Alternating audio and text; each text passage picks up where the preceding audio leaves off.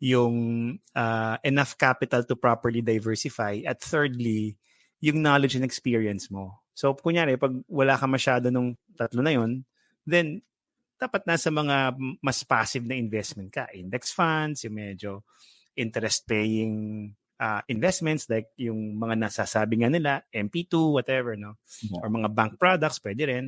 Pero pag medyo marami ka ng tatlo na yun, or you think you have enough time, then you can go for more active forms of investing.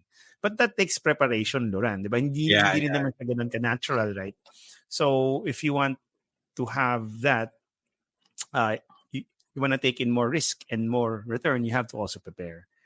And lastly, if yung part din ng planning yan, sir, kasi ako in my life, I think sana, Lord, no, medyo mahaba-haba pa naman ng buhay ko. So wala pa ako dun sa stage wherein I convert my nest egg or I require some income kasi may work pa naman kami